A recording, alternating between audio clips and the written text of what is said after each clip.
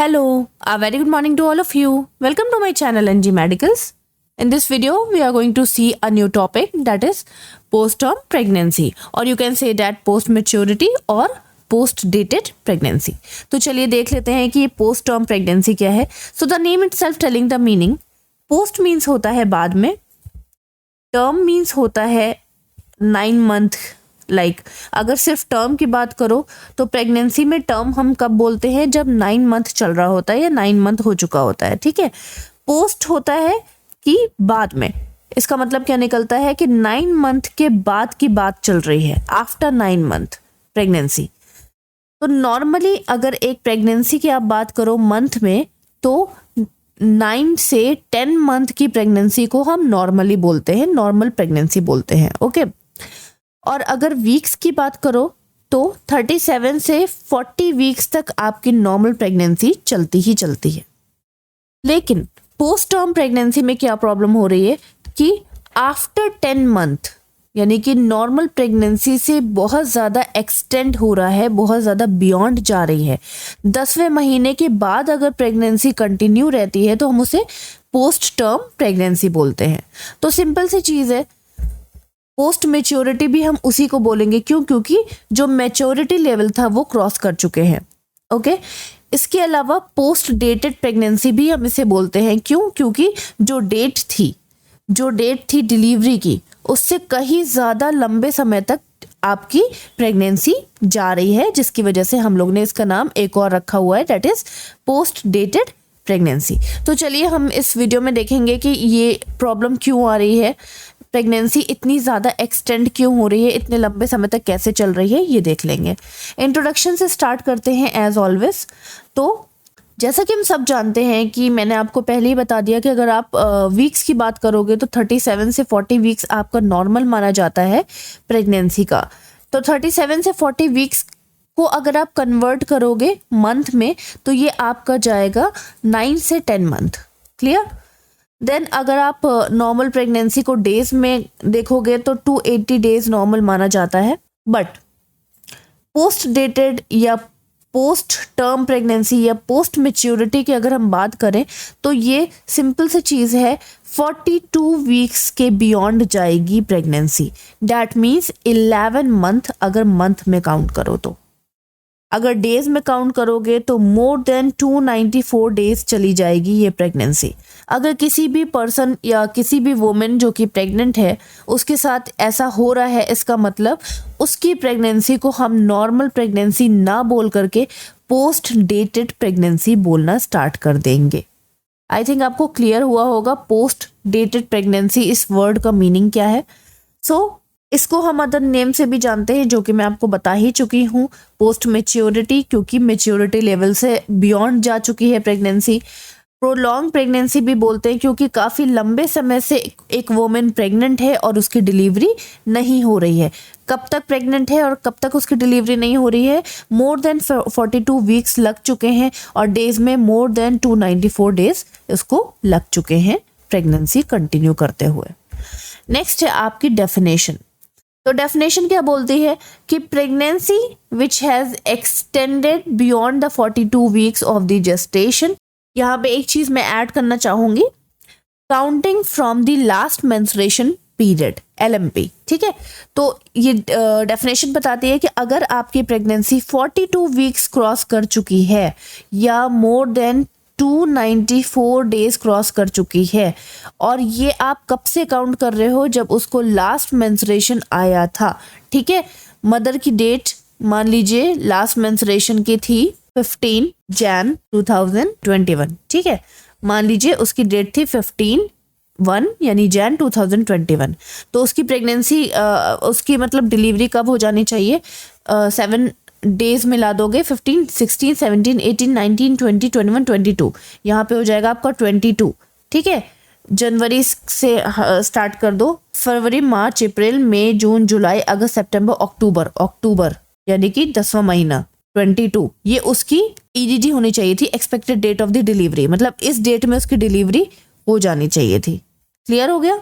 लेकिन अब ये एक्सटेंड कहाँ तक कर रही है? ये एक्सटेंड कर रही है 11वें महीने तक, यानी कि ये जाएगी आपकी दिसंबर तक, मतलब आप समझ लो 22 दिसंबर 22 तक आपके अगर प्रेगनेंसी कंटिन्यू जा रही है, 2 महीना एक्स्ट्रा जा रही है, तो वो हो गई आपकी प्रोलॉन्ग प्रेगनेंसी। तो आई थिंक आपको क्लियर हुआ होगा। तो ये हमने कहाँ से काउंट किया, लास्ट मेंस्ट्रुएशन LMP से काउंट किया है, तब हमने जाना है कि ये प्रेगनेंसी तो बहुत लंबी जा रही है। तो यही हमारी डेफिनेशन बोल रही है कि प्रेगनेंसी जो कि एक्सटेंड हो रही है, बियॉन्ड जा रही है, 42 वीक्स हो चुके हैं और भी ज़्यादा बढ़ती चली जा रही है डेज में, 294 डेज। लेकिन हम ये डिसाइड कैसे कर रहे हैं, LMP से डिसाइड कर रहे हैं। लास्ट मेंस्ट्रुएशन पीरियड हमने उसका पता किया, देन हमने उसकी EDD निकाली और हमें पता चला कि भाई ये तो 11वां महीना चल रहा है, तो इसके अकॉर्डिंग ये तो प्रोलॉन्ग प्रेगनेंसी है, ऐसे हम डिसाइड करेंगे। इंसिडेंस रेट की अगर तुम बात करो तो 4 से 14% ही आपको ये देखने को मिलता है, या तो 10% आपको देखने को मिलता है। अदरवाइज इस टाइप की प्रेगनेंसी बहुत कम ही देखने को मिलती है। इटियोलॉजिकल फैक्टर्स की अगर हम बात करें तो सबसे पहले देखो रॉन्ग डेटेड। जैसा कि मैंने आपको बताया कि हम LMP के बेसिस पे ही EDD निकालते हैं, expected date of the delivery का जो समय है, जो टाइम है, जो डिलीवरी की डेट है, वो हम लास्ट मेंस्ट्रुएशन पीरियड से ही निकालते हैं। अब मान लीजिए मदर का जो LMP है, मदर को LMP अपनी याद ही नहीं है, उसने आपको रॉन्ग LMP बता दी। उसको लास्ट मेंस्ट्रुएशन आया था 15 को, बट उसने क्या बताया कि मुझे, उसको लास्ट मेंस्ट्रुएशन आया था 15/1/2021 को, ठीक है। उसने बट आपको क्या धोखे से बताया कि उसको लास्ट मेंस्ट्रुएशन कब आया था, 15/12/2020 को। उसने आपको रॉन्ग डेट बताई। तो इसी के अकॉर्डिंग आप EDD निकालोगे और EDD के अकॉर्डिंग ही आप ये डिसाइड करोगे तो उसका कौन सा मंथ चल रहा है, ठीक। तो जब EDD आपके पीछे निकलेगी, है ना, EDD आपकी देर में निकलेगी और उसकी प्रेगनेंसी कंटिन्यूअस चल रही है, तो आपको लगेगा ना कि इसकी प्रेगनेंसी तो लंबे समय तक जा रही है, 11वां महीना लग गया है, जबकि उसने आपको गलत LMP बताई। इस वजह से आपकी गलत EDD निकली और इस वजह से आपने 11वां महीना काउंट कर लिया। समझ गए आप। तो ये कभी कदार होता है कि मदर्स क्या होती हैं, उनको पता नहीं होता है उनके लास्ट मेंस्ट्रुएशन पीरियड की डेट, और वो गलत बता देते हैं, जिसकी वजह से गलत EDD निकलती है और EDD पहले निकल आई और प्रेगनेंसी कंटिन्यू चल रही है, तो उस वजह से हम लोग गलत काउंट कर लेते हैं। नेक्स्ट आ जाता है बायोलॉजिकल वेरिएशंस, वायबिलिटीज। लाइक कभी कदार ऐसा होता है कि फैमिली हिस्ट्री होती है, कि प्रोलॉन्ग प्रेगनेंसी की फैमिली हिस्ट्री होती है कि आपके एंसेस्टर्स, आपके पूर्वजों के अंदर ये प्रॉब्लम थी कि उनको जल्दी कॉन्ट्रैक्शन नहीं आते हैं और उनकी प्रेगनेंसी लंबे समय तक चलती है, जिस वजह से सेम जीन आपके अंदर भी आए हैं और सेम प्रॉब्लम आप भी फेस कर रहे हो। नेक्स्ट आ जाते हैं मैटरनल फैक्टर। अब मदर की तरफ से क्या क्या प्रॉब्लम्स हो सकती हैं ये देख लेते हैं इटियोलॉजी में। फर्स्ट है आपका प्राइमी पैरिटी। प्राइमी मदर कौन होती हैं या प्राइमी पैरिटी कौन होती हैं? जो पहली बार प्रेग्नेंट हुई होती हैं वो होती हैं आपकी प्राइमी पैरिटी मदर्स। तो देखो सिंपल सी चीज़ है, जो पहली बार मदर बन रही हैं उनके अंदर के जितने भी हार्मोनल चेंजेस हैं, जितने भी उनकी बॉडी के चेंजेस हैं, फिजियोलॉजी है उनकी, सारी चीज़ें हैं, प्लासेंटा के अंदर के जो चेंजेस हैं, जो केमिकल चेंजेस हैं, वो सारे लेट हो सकते हैं। क्यों? क्योंकि वो पहली बार मदर बनी। उनकी बॉडी जल्दी उन सारी चीज़ों को कह सकते हैं कि वर्किंग में नहीं ला पा रही है, जिसकी वजह से उनकी प्रेगनेंसी लंबे समय तक खिंच रही है, उनको कॉन्ट्रैक्शन टाइम पे नहीं आ रहे हैं क्योंकि वो पहली बार मदर बनी है। उनके मसल्स भी उतने स्ट्रेच नहीं है और उनके अंदर जो ब्रेन की कैपेबिलिटी है कॉन्ट्रैक्शन लाने के 9 मंथ पे, वो नहीं हो पा रही है, जिसकी वजह से लंबे समय तक उनकी प्रेगनेंसी जा रही है। Next, previous prolong pregnancy. क्या पता प्रीवियस हिस्ट्री हो प्रोलॉन्ग प्रेगनेंसी की, जिसकी वजह से जो कॉज था प्रीवियसली, जो प्रोलॉन्ग प्रेगनेंसी का कॉज था, वो फिर से रिपीट हो गया हो। नेक्स्ट है सेडेंटरी हैबिट्स। देखिए सेडेंटरी हैबिट्स मीन्स होता है जो वोमेन्स प्रेगनेंसी के टाइम पे बहुत आराम करती हैं, होल मंथ 9 मंथ के लिए वो बिस्तर पे पड़ी रहती हैं, आराम करती हैं। उनको लगता है कि नहीं भाई तो मैंने बहुत बड़ा काम कर दिया, एक बेबी को कैरी करना, हाँ किया है, लेकिन 9 मंथ आराम करने से क्या फ़ायदा है? बेबी का मूवमेंट अच्छे से नहीं होता है, ऐसे में बेबी की ग्रोथ एंड डेवलपमेंट अच्छे से नहीं होती है ऐसे में, ठीक है, अगर आप पूरे 9 महीने आराम करोगे बेड पे। इस पे रिसर्च चल रही है कि सेडेंट्री वाली जो मदर्स होती हैं, अगर वो इस तरह से अपनी लाइफस्टाइल जीती हैं कि वो बस आराम करती रहें, तो उनको कॉन्ट्रैक्शन लेट आते हैं, उनको जल्दी डिलीवरी के कॉन्ट्रैक्शंस नहीं आते हैं और उनकी डिलीवरी टाइम पे नहीं होती है, लंबी चली जाती है। इस पे रिसर्च चल रही है अभी। नेक्स्ट है ओबेसिटी। देखिए, ओबेसिटी हर चीज़ की प्रॉब्लम है, कह सकते हैं कि मोटापा जो है, आपकी ओबेसिटी जो है, वो सबसे बड़ी प्रॉब्लम है दुनिया की, हर बीमारी के लिए ये सबसे बड़ी प्रॉब्लम है। इस पे भी रिसर्च चल रही है, अभी तक ये क्लियर नहीं हो पाया है, क्योंकि बहुत सारी रिसर्च ये बता रहे हैं कि ओबेसिटी की वजह से प्री टर्म डिलीवरी हो रही है, टाइम से पहले डिलीवरी हो जाती है। बहुत सारी रिसर्च ये भी बताती हैं कि ओबेसिटी की वजह से पोस्ट टर्म डिलीवरी हो रही है, यानी कि समय के बाद डिलीवरी हो रही है, 11वें महीने में हो रही है। तो इस पे भी अभी तक रिसर्च चल रही है।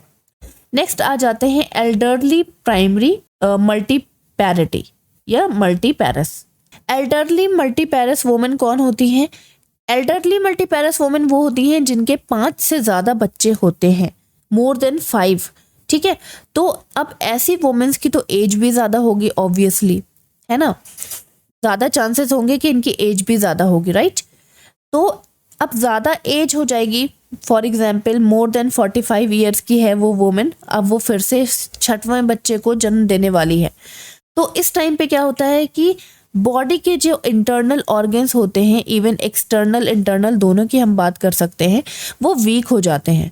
वीक होने की वजह से टाइम पे कॉन्ट्रैक्शन नहीं आ पाता है, टाइम पे हार्मोनल चेंजेस अंदर नहीं हो पाते हैं, केमिकल चेंजेस अंदर नहीं हो पाते हैं, जिसकी वजह से जो डिलीवरी है वो डिले हो जाती है। जो कॉन्ट्रैक्शन है, जो टाइम पे 9 मंथ पे उनको कॉन्ट्रैक्शन आ जाना चाहिए था, वो एक्सटेंड हो करके 11 मंथ के आसपास आते हैं। तो हम इन्हें प्रोलॉन्ग प्रेगनेंसी में काउंट करते हैं एज अ ईटियोलॉजी। चलिए आगे देख लेते हैं। नेक्स्ट है फीटल फैक्टर्स। फीटस की बात करें तो फीटस की वजह से क्यों प्रोलॉन्ग प्रेगनेंसी हो रही है, ये देखने वाले हैं हम लोग। First of all congenital abnormalities, जिसमें आपकी एनसेफेली सबसे मोस्ट कॉमन है। देखो, एनसेफेली क्या है? ए मीन्स होता है एब्सेंट, सेफेली मीन्स होता है सर, हेड, ठीक है। तो अगर हेड एब्सेंट हुआ, ए मीन्स एब्सेंट, सेफेली मीन्स होता है हेड। यहाँ पे देख लो, इस बच्चे की बात कर रही हूँ मैं। अगर हेड एब्सेंट हुआ तो लॉन्ग टर्म प्रेगनेंसी कैसे चली जाएगी? कभी सोचा है आपने? इसका बहुत लॉजिक, मतलब मैं आपको बताती हूँ कि ऐसा होता क्यों है। सबसे पहले होता क्या है, देखो, इसका देखा जाए तो इसका ब्रेन डेवलप नहीं हुआ है। जब हेड ही नहीं है, स्कल नहीं है इसके पास, और स्कल के अंदर ही हमारा ब्रेन होता है, तो इसके पास तो ब्रेन ही नहीं है, इसका ब्रेन डेवलप ही नहीं हुआ है, और ये बेबी मर जाएगा, ज़्यादा टाइम तक नहीं जिएगा, ठीक। जब वूम्ब के अंदर बेबी का ब्रेन डेवलप नहीं होता है तो प्रॉब्लम आती है। कैसे प्रॉब्लम आती है? देखो, कभी आपने सोचा है कि 9 मंथ पे ही क्यों कॉन्ट्रैक्शन आते हैं? 9 मंथ पे ही क्यों किसी की डिलीवरी होती है? कभी आपने सोचा है कि ये बहुत लॉजिकल चीज़ है कि 9 मंथ पे ही क्यों डिलीवरी होती है? नॉर्मली अगर देखा जाए तो 9 महीने की प्रेगनेंसी होती है और उसी टाइम पे डिलीवरी हो जाती है। क्यों होती है? ऐसा इसलिए भी होता है, एक्चुअली रिसर्च चल रही है, कंफर्म नहीं हुआ है, लेकिन जहाँ तक पता चला है ऐसा इसलिए होता है क्योंकि जब 9 मंथ का बेबी हो जाता है तो मदर के यूट्रस के अंदर जगह ही नहीं होती है ना। तो इससे क्या होता है कि बेबी के ब्रेन में टेंशन पैदा हो जाती है, ठीक है। बेबी का ब्रेन वर्क करता रहता है, बेबी का ब्रेन देखता है कि भाई अब तो मेरे लिए, मेरी बॉडी के लिए अंदर जगह ही नहीं बची है। अब अगर मेरे ग्रोथ एंड डेवलपमेंट होगी तो मैं कहाँ जाऊँगा? ऐसे तो यूट्रस फट सकता है, इंजर्ड हो सकता है, तो अब मुझे यहाँ से बाहर निकलना है। तब क्या होता है कि बेबी के अंदर उसका जो हाइपोथैलेमस होता है, ब्रेन का पार्ट, और हाइपोथैलेमस के साथ साथ जो उसकी पिट्यूटरी ग्लैंड होती है, मैं आपको दिखा देती हूँ। ये देखो, ये ब्रेन बेबी का हाइपोथैलेमस है, उसके अंदर एक छोटी सी एकदम मटर के दाने के बराबर पिट्यूटरी ग्लैंड होती हैं, एक पेयर होता है उसका, टोटल 2 होती हैं पिट्यूटरी ग्लैंड्स, ठीक है। तो ये पिट्यूटरी ग्लैंड क्या करती हैं? ACTH नाम के हार्मोन को रिलीज करना स्टार्ट कर देती हैं। इसका फुल फॉर्म है एडेनोकॉर्टिकोट्रोपिन रिलीजिंग हार्मोन। ठीक है, तो ACTH हार्मोन क्या करता है, ये आपके किडनी पे सिचुएटेड, यानी कि आपकी जो किडनी है उसके ऊपर 2 ग्लैंड होती हैं, दोनों किडनियों पे एक एक ग्लैंड होती है जिसको हम लोग एड्रिनल ग्लैंड बोलते हैं। ये हार्मोन आपके एड्रिनल ग्लैंड के अंदर जाता है और वहां से कॉर्टिसोल नाम के हार्मोन को रिलीज कराता है। कॉर्टिसोल क्या होता है, स्ट्रेस हार्मोन होता है। तो इसका मतलब क्या हुआ, अल्टीमेटली बेबी की वजह से स्ट्रेस पैदा हुआ, बेबी के अंदर स्ट्रेस रिलीज हुआ। कॉर्टिसोल हार्मोन कौन है, स्ट्रेस हार्मोन। ठीक है, तो जब बेबी ने देखा कि अंदर जगह ही नहीं है, अब मेरी ग्रोथ एंड डेवलपमेंट कैसे होगी, तो बेबी के हाइपोथैलेमस यानी ब्रेन ने क्या किया कि पिट्यूटरी ग्लैंड को बोला कि ACTH को रिलीज करो, दैट इज एडेनोकॉर्टिकोट्रोपिन रिलीजिंग हार्मोन। ठीक है, जब ACTH रिलीज हुआ तो वो आपके एड्रिनल ग्लैंड के अंदर गया और उसने क्या किया, आपके स्ट्रेस हार्मोन को रिलीज कर दिया। अब बेबी के अंदर तो स्ट्रेस हार्मोन रिलीज हो गया। अब जब इसके अंदर स्ट्रेस हार्मोन रिलीज हो गया तो ये स्ट्रेस हार्मोन आपके प्लासेंटा को जाकर के ट्रिगर करता है। ये स्ट्रेस हार्मोन प्लासेंटा को परेशान करता है। प्लासेंटा क्या करता है, जो हार्मोन्स थे अंदर जो कि प्रेगनेंसी को कंटिन्यू करा रहे थे, उन हार्मोन्स को डिसबैलेंस कर देता है और डिसबैलेंस करने की वजह से अंदर कॉन्ट्रैक्शन आना स्टार्ट हो जाते हैं और फिर बेबी की डिलीवरी हो जाती है। ये मैंने आपको सिर्फ सुपरफिशियली बताया है। अब आप ये बताओ कि जब इसके पास इसका ब्रेन ही नहीं है तो हाइपोथैलेमस भी नहीं होगा, हाइपोथैलेमस नहीं है तो पिट्यूटरी ग्लैंड भी नहीं होगी, पिट्यूटरी ग्लैंड नहीं है तो ACTH हार्मोन रिलीज नहीं होगा, ACTH हार्मोन रिलीज नहीं होगा तो जैसा कि मैंने आपको बताया कि ACTH हार्मोन आपकी किडनी में जाकर के एड्रिनल ग्लैंड को एक्टिवेट करता है और फिर स्ट्रेस हार्मोन को प्रोड्यूस करता है। तो जब स्ट्रेस हार्मोन ही नहीं प्रोड्यूस होगा तो प्लासेंटा को ट्रिगर नहीं करेगा, परेशान नहीं करेगा और प्लासेंटा क्या नहीं करेगा, हार्मोन डिसबैलेंस नहीं करेगा। हार्मोन डिसबैलेंस नहीं होंगे तो प्रेगनेंसी कंटिन्यू चलती रहेगी और जब प्रेगनेंसी कंटिन्यू चलती रहेगी तो वो प्रोलॉन्ग प्रेगनेंसी में कन्वर्ट हो जाएगी। यही सारी चीज़ें इसमें लिखी हुई हैं, यहाँ पे देख लो। एनासेफेली बेबी, इस तरह के बच्चों के अंदर abnormal fetal hypothalamus pituitary adrenal axis, इसका पूरा फुल फॉर्म है, ये होता रहता है। एबनॉर्मल होता रहता है, एबनॉर्मल चीज़ें होती रहती हैं, नॉर्मली जैसा होना चाहिए वैसा नहीं होता है, जिसकी वजह से कॉर्टिसोल हार्मोन का रिस्पॉन्स नहीं मिल पाता और प्लासेंटा डिसबैलेंस नहीं करता। नेक्स्ट आ जाते हैं प्लासेंटल फैक्टर्स की बात। प्लासेंटल फैक्टर्स में प्लासेंटा में अब क्या प्रॉब्लम्स आ रही हैं जिसकी वजह से प्रोलॉन्ग प्रेगनेंसी हो रही है, सल्फेटेज डिफिशिएंसी हो रही है और लो ईस्ट्रोजन लेवल भी हो रहा है। देखो, सल्फेटेज डिफिशिएंसी क्या है, ये एक तरह का एंजाइम होता है जो कि प्लासेंटा में पाया जाता है। इसके अंदर डेफिसिट यानी डिफेक्ट हो जाता है। ये सल्फेटेज नाम का एक एंजाइम होता है जो कि प्लासेंटा से निकलता है, लेकिन अगर इसकी कमी हो जाएगी तो क्या हो जाएगा, इसकी कमी होने की वजह से प्लासेंटा जो है, जो रिस्पॉन्स दे रहा था, जो कॉर्टिसोल को रिस्पॉन्स दे रहा था, मैंने आपको बताया ना प्लासेंटा स्ट्रेस हार्मोन के रिस्पॉन्स में आकर के डिसबैलेंस करता है, तो वो स्ट्रेस हार्मोन को रिस्पॉन्स ही नहीं दे पाएगा सही से, और जब वो रिस्पॉन्स नहीं दे पाएगा तो वो हार्मोनल डिसबैलेंस नहीं होगा और डिलीवरी टाइम पे नहीं होगी। नेक्स्ट आ जाते हैं लो ईस्ट्रोजन लेवल। तो देखो क्या होता क्या है कि जब प्लासेंटा के अंदर हार्मोनल चेंजेस होते हैं तो उस टाइम पे क्या होता है कि जो ईस्ट्रोजन लेवल होता है, देखो ईस्ट्रोजन एक तरह का हार्मोन है जो कि प्रेगनेंसी को कंटिन्यू कराने में हेल्प करता है, ठीक है। तो जब 9 मंथ हो जाते हैं तब फीटस का जो ब्रेन है वो आपका कॉर्टिसोल रिलीज कर रहा था जिसने प्लासेंटा को ट्रिगर कर रखा था। प्लासेंटा हार्मोनल चेंजेस करता है और ईस्ट्रोजन को इस टाइम पे वो रिलीज करता है एक्स्ट्रा। जब ईस्ट्रोजन एक्स्ट्रा हो जाता है और प्रोजेस्टेरॉन कम हो जाता है, डिक्रीज हो जाता है, तो इसका रिजल्ट निकलता है कि लेबर पेन आना स्टार्ट हो जाते हैं, ठीक है। तो अब आप ये समझ लो कि ईस्ट्रोजन और प्रोजेस्टेरॉन दोनों बैलेंस बना के चल रहे होते हैं। डिलीवरी के टाइम पे ईस्ट्रोजन हाई हो जाता है और प्रोजेस्टेरॉन लो हो जाता है, जिसकी वजह से हार्मोनल डिसबैलेंस हो जाते हैं और कॉन्ट्रैक्शन आना स्टार्ट हो जाते हैं। इस तरह से काम चलता है। लो ईस्ट्रोजन अगर होगा तो इसका मतलब क्या होगा कि डिसबैलेंस होगा ही नहीं मामला, और जब मामला डिसबैलेंस नहीं होगा तो कॉन्ट्रैक्शन नहीं आएंगे।